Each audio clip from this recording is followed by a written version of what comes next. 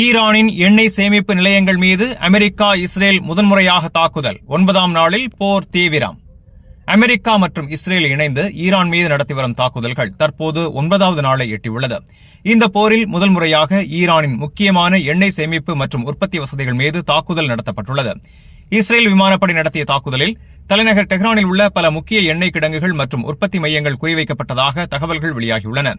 இந்த தாக்குதல்களில் டெஹ்ரானின் வடகிழக்கு பகுதியில் உள்ள அக்தசியே எண்ணெய் கிடங்கு, தெற்கில் உள்ள டெஹ்ரான் ரிஃபைனரி, மேற்கு பகுதியில் உள்ள ஷஹ்ரான் எண்ணெய் கிடங்கு மற்றும் கராஜ் நகரில் உள்ள எண்ணெய் சேமிப்பு நிலையம் உள்ளிட்டவை தாக்கப்பட்டதாக கூறப்படுகிறது. இந்த தாக்குதலுக்கு பிறகு அந்த பகுதிகளில் பெரிய தீப்பிழம்புகள் ஏற்பட்டதுடன் வானத்தை மூடும் அளவுக்கு கருப்பு புகை பரவியதாகவும் தகவல்கள் தெரிவிக்கின்றன. தாக்குதலில் குறைந்தது 4 டேங்கர் லாரி ஓட்டுநர்கள் உயிரிழந்ததாக ஈரான் ஊடகங்கள் தெரிவித்துள்ளன. இஸ்ரேல் தரப்பில் இந்த எண்ணெய் சேமிப்பு நிலையங்கள் ஈரானின் ராணுவ செயல்களுக்கு ஆதரவாக பயன்படுத்தப்பட்டதாக கூறி அதனால்தான் தாக்குதல் நடத்தப்பட்டதாக விளக்கம் அளிக்கப்பட்டுள்ளது.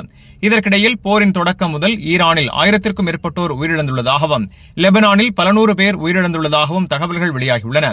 இந்த தாக்குதல் ஈரானில் எரிபொருள் விநியோகத்தை பாதிக்க முயலும் ஒரு உளவியல் போர் யுக்தியாக இருக்கலாம் என ஆய்வாளர்கள் கூறுகின்றனர்.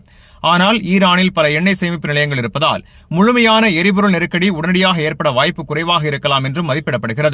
இதனால் மத்திய கிழக்கில் போர் மேலும் தீவிரமடைந்துள்ளது. இந்த செய்தி உங்களுக்கு பயனுள்ளதா இருந்தா வீடியோவை லைக் பண்ணுங்க, உங்க கருத்தை கமெண்ட்ல பதிவு பண்ணுங்க. மேலும் வளைகுடா மற்றும் உலக செய்திகளை உடனுக்குடன் பெற Gulf 360 நியூஸ் தமிழ் சேனலை சப்ஸ்கிரைப் பண்ண மறந்துடாதீங்க.